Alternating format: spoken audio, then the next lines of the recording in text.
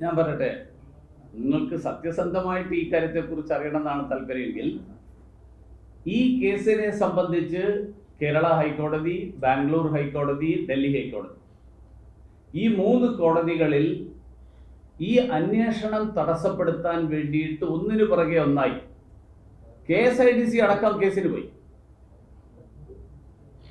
അവസാനം ഈ കഴിഞ്ഞ ദിവസം കേരള ഹൈക്കോടതി ഇത് സംബന്ധിച്ചിട്ടുള്ള അന്വേഷണം തുടരാം, ഈ തടസ്സവാദങ്ങൾ നിലനിൽക്കില്ല എന്ന് പ്രസ്താവിച്ചതിൻ്റെ അടുത്ത ദിവസമാണ് അന്വേഷണം നടന്നത്. അപ്പോൾ സ്വാഭാവികമായും ഇഡിയുടെ മുകളിൽ കോടതിയുടെ ഒരു വിലക്കുണ്ടായി. അപ്പോൾ ഇഡിക്ക് ആ വിലക്കിനെ മറികടന്നിട്ടൊന്നും ചെയ്യാൻ പറ്റില്ല. ആ വിലക്ക് നീക്കിയതിന്റെ അടുത്ത ദിവസം ഇഡി അന്വേഷണം നടത്തും.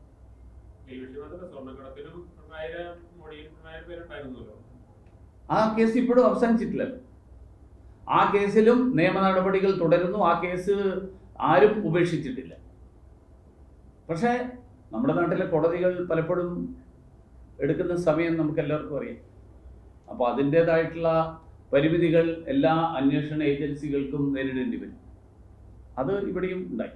അതിനപ്പുറത്ത് പിണറായി വിജയൻ, ഭരണത്തിലുള്ള പിണറായി വിജയനെ പേടിയായിരുന്നു, പ്രതിപക്ഷത്തിറങ്ങിയപ്പോൾ ആയപ്പോൾ പേടിയായി പോയി എന്നൊന്നും നമുക്ക് വ്യാഖ്യാനിക്കാം. ഇപ്പോൾ പുറത്തിറങ്ങിയല്ലേ അഡ്ജസ്റ്റ്മെന്റ് എടുക്കും. അതിലൊന്നും ഒരു അഡ്ജസ്റ്റ്മെന്റ് ഇല്ല. അപ്പൊ ഇനിയിപ്പോ അഡ്ജസ്റ്റ്മെന്റ് സതീശനുമായിട്ടാണെന്നാണ്.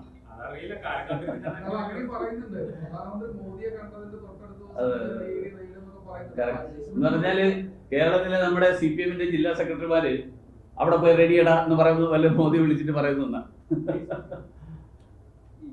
അതൊക്കെ ഈ അന്വേഷണ ഏജൻസികളുടെ പ്രവർത്തനത്തെ കുറിച്ച് അറിയാത്ത ആൾക്കാർ. അത് ഞാൻ അവരെ കുറ്റപ്പെടുന്നില്ല, കാരണം അവരിതുവരെ കേന്ദ്ര സർക്കാരിൽ എൻഫോഴ്സ്മെന്റ് ഡയറക്ടറേറ്റ് എങ്ങനെ പ്രവർത്തിക്കുന്നത് അറിയില്ല. അവർ വിചാരിക്കുന്ന നമ്മുടെ ജില്ലാ സെക്രട്ടറിമാർ ചെയ്യുന്നത് പോലെ പോലീസിനെ പറഞ്ഞു വിടുന്നത് പോലെയാണ് വിടുന്നത് ED ചെയ്യുന്നത്. അതുകൊണ്ട് തെറ്റിദ്ധാരണ.